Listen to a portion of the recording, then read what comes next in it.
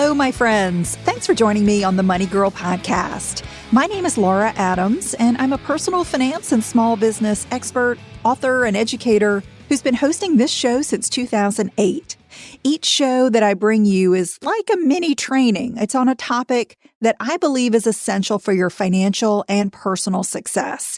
You'll hear solo shows where I discuss topics like debt, credit, saving and spending, investing for retirement, real estate, running a business, and how to make critical money decisions with confidence. And from time to time, I bring on an expert guest to interview when I think that I've found someone who's got something special to offer. My mission here is to help you get the knowledge and motivation to prioritize your finances, build wealth, and have a richer life. You'll hear actionable strategies and tips that you can put into practice right away to take your money management to the next level. Be sure to subscribe to the show and also participate by sending me your money questions or comments. Many of the topics that I cover here, they come from you, and I love hearing from you because I want this show to address your concerns. This show is for you. You can leave a message 24/7 on our voicemail line. Just call 302-364-0308, or you can send me an email using the contact page at lauradadams.com. If you're not familiar with this podcast network, you can learn more at quickanddirtytips.com. We publish full notes for each show. They're in the Money Girl section at quickanddirtytips.com. You want to look for today's show, which is episode number 671, called Best Advice to Manage and Repay Your Student Loans.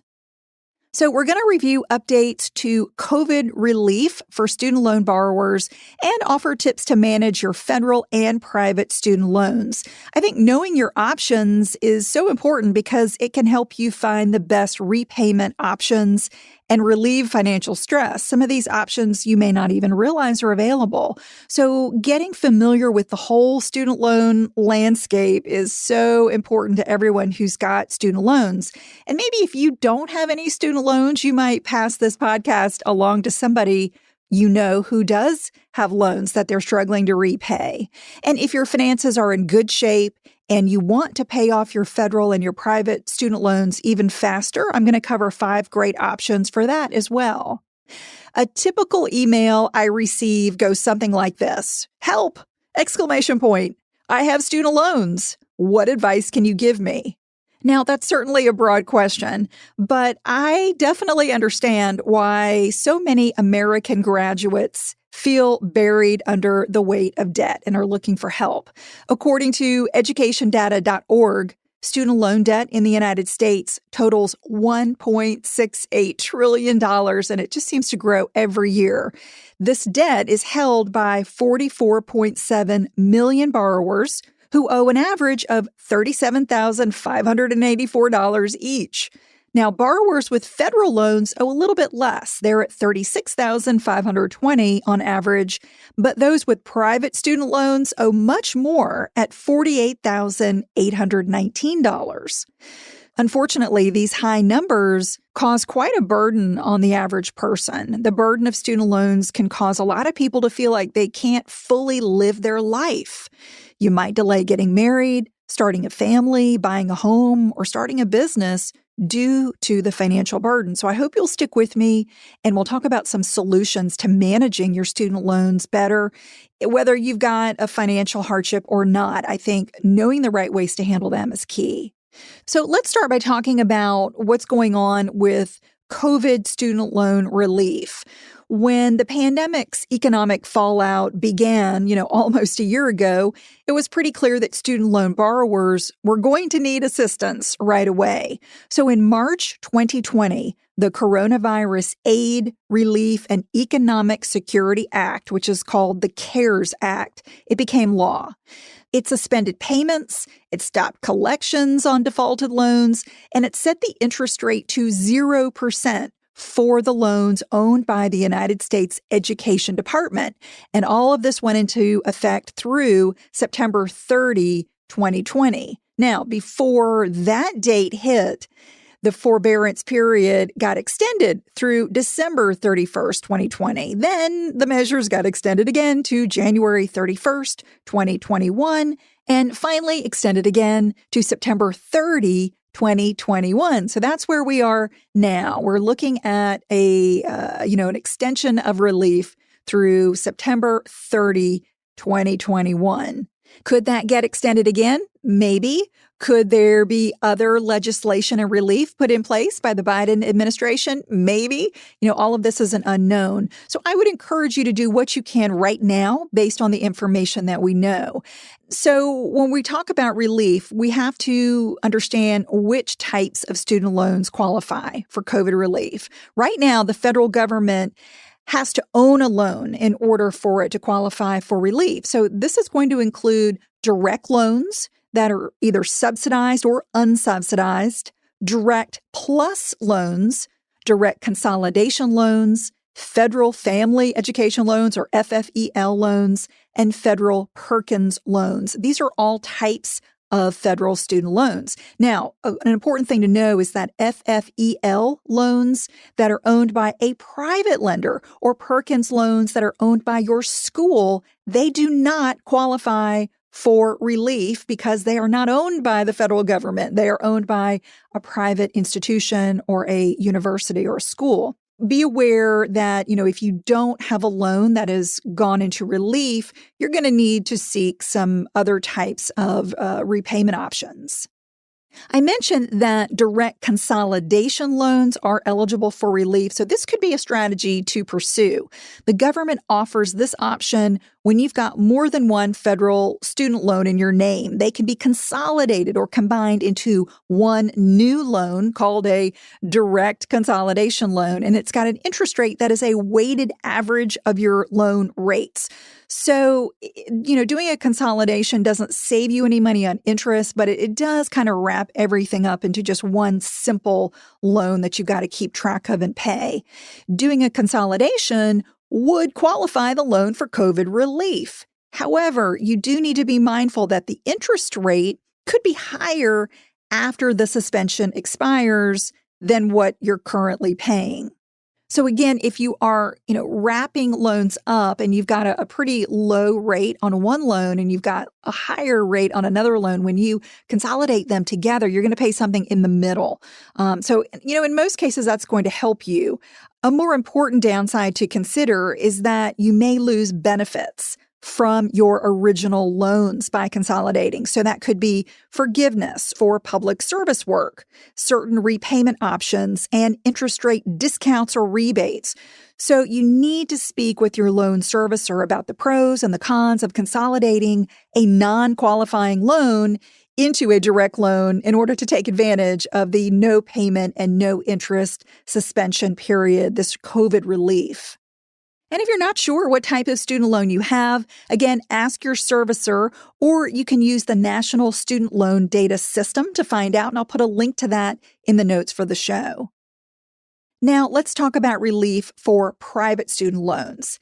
If you have student loans that are held by private companies or educational institutions, they may offer relief if you request it. As I mentioned, they're not going to qualify for the COVID relief, but some loan servicers and some institutions will give borrowers who are in good standing a 60 or a 90-day forbearance, or maybe even longer. It's just really going to depend on the policy of your particular lender or institution. So it's important to contact them and talk about it if you are dealing with a financial hardship.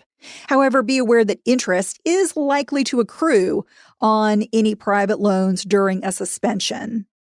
So one strategy is if you've got both federal and private loans on your plate and you're struggling to keep up with your payments, you want to prioritize paying your private loans while your qualifying federal loans are just an automatic forbearance. That's going to keep your interest expense as low as possible and protect your credit while you're managing a financial hardship.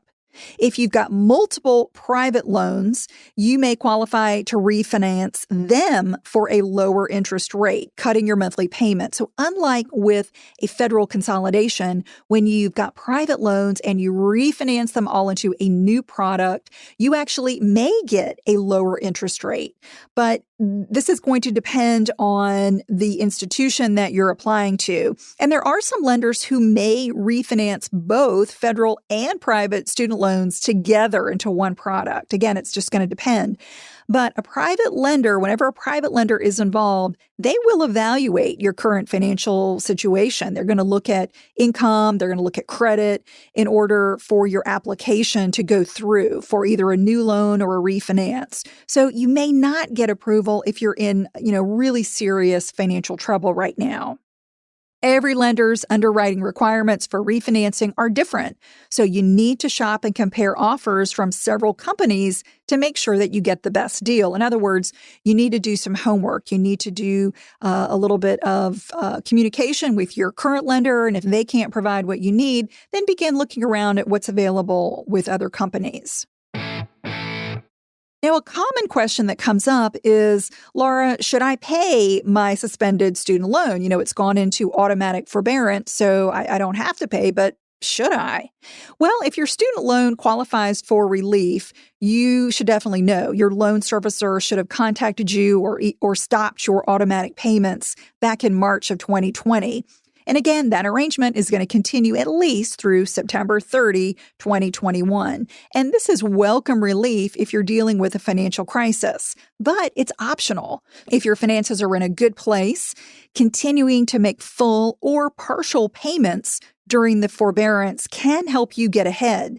You can contact your loan servicer to reinstate your auto pay or continue to send manual payments.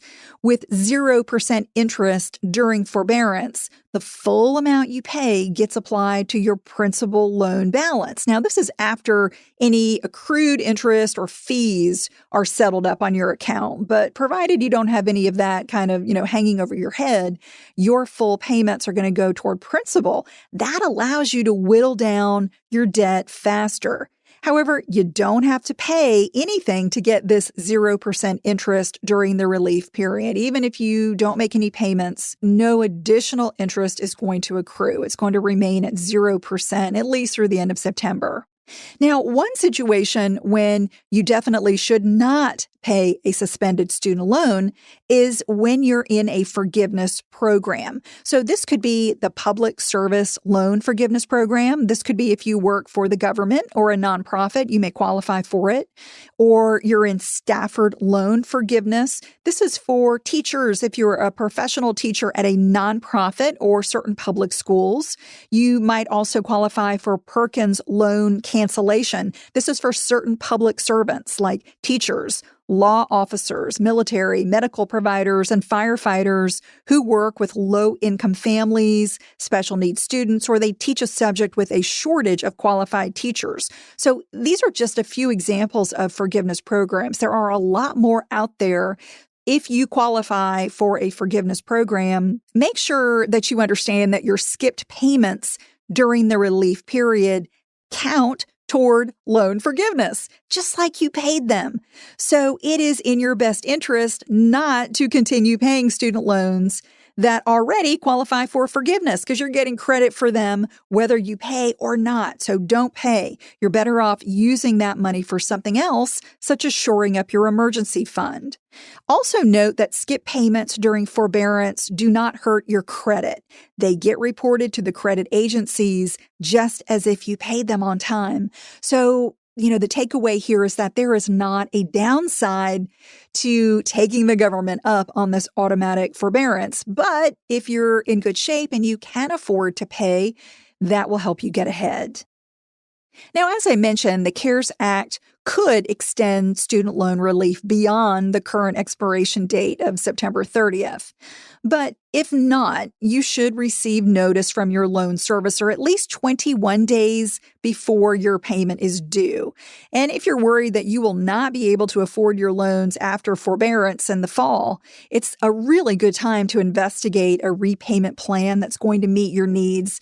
A good tool to use is the federal government's loan simulator tool. I'm going to put a link to this in the show notes. Again, they're in the Money Girl section at quickanddirtytips.com. This tool will help you see what your payment would be under various options, such as enrolling in an income-driven repayment plan, and that's also called an IDR, income-driven repayment plan.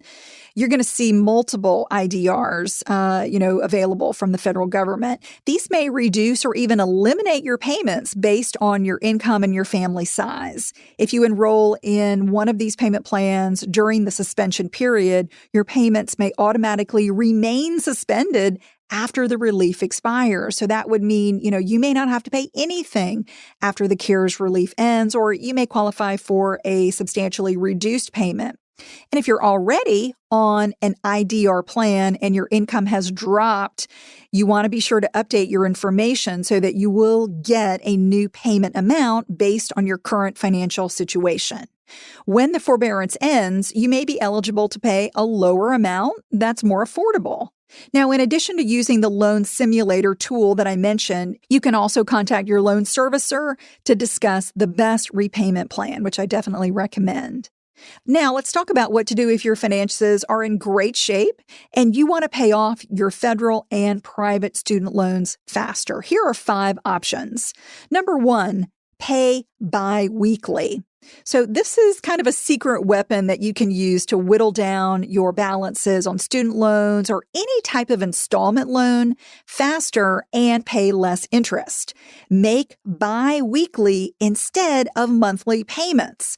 This is an interesting strategy because what it does is it takes advantage of the fact that 1 month out of each quarter has 5 weeks in it instead of 4. There are 13 weeks in each quarter, not 12, and 52 weeks in a year, not 48. So if you pay every other week, what happens is that it's kind of a sneaky way to get the equivalent of 1 extra monthly payment made each year. Instead of making 12 payments, you're actually making 13 payments within a calendar year. Tip number 2, pay more than the minimum. If you've got extra money each month, you could pay more than the minimum payment. Just make sure that your lender knows to apply the extra toward your principal balance. Otherwise, they may consider it a prepayment for the next month's bill, which doesn't help you eliminate the debt any faster. So be sure to make a note on your payment. Like if, most payments have a little place that you can put a note. Make sure that you make it clear that, what you're doing is an extra payment on the current month, not prepaying for a future month. Tip number 3, use windfalls to pay down debt. As tempting as it can be to quickly spend a bonus from work, a gift from your family, or a tax refund on a luxury item, remember that using that windfall to pay down your student loan debt is the most effective way to get rid of it faster. You want to use any additional income, such as your raise or bonus, to accomplish important goals, such as shoring up your emergency fund, investing for retirement, or paying down those student loans. If you're expecting a tax refund in April or before April, that would be a perfect little chunk of money to put toward your student loans. Tip number 4, use workplace student loan benefits. Check with your human resources department to find out if there are any student loan benefits. If not, you may want to propose it as a win-win to help the company retain the best talent and reduce workers' financial stress related to their student loans. And tip number 5, automate payments. Many lenders offer to automate loan payments by drafting them from your bank account on a given day each month. Some may even offer a slightly lower interest rate because they know you're less likely to miss a payment. Paying less interest can help you pay off your student loans a little faster.